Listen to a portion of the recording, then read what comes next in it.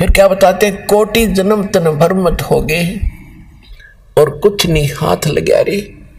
Cooker सुकर खरबा बोरे कौआ हंस बगारे। कोटि जन्म तू राजा के न मिटी न मन की आशा, और भिक्षुक होकर दर दर घूमया, ये मिला ना निर्गुण रासा।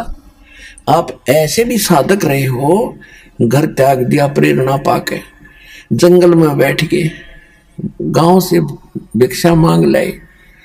सूखी रोटी जैसी मिली उनको 2-2 3-3 दिन वृक्ष का बांध देते थे पहले ऋषि मुनि, और सूख जाती थी, फिर उनको पानी में भिगो भिगो कर 2-2 दिन खाते थे कि रोजाना कौन जाओ टाइम वेस्ट करने। कैसे ऐसे कहते ऐसे कठिन तप साधना भी तूने की जिसके कारण आप इंद्र की पदवी भी प्राप्त कर ली, स्वर्ग का राजा बने, पृथ्वी के राजा बन गए। आप ब्रह्मा विष्णु महेश की भी पदवी प्राप्त आपने कर ली, लेकिन आपका यो जन्म मरण नहीं मिटा, यो कष्ट नहीं मिटा। इस सत्य साधना के ना मिलने से कहते इंद्र कुबेर ईश की पदवी और ब्रह्मा वरुण धर्मराया और विष्णुनाथ के लोक को जाकर तो फिर भी वापस आया। अब देखो, हम तो एक छोटे से क्षेत्र की कोई चेयरमैन बन जा, सरपंच बन जाता है, बस उस समय काख पीटे बिना ज्ञान के, और चेयरमैन बन जाता कहना है कि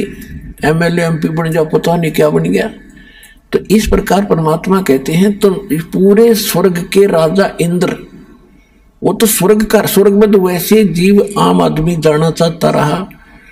कि वहां तो गुणा सुख से एक सिंपल मैन को भी, तो उसकी तुलना में वहां के इंद्र को, वहां के राजा को, सुरपति देवताओं के राजा को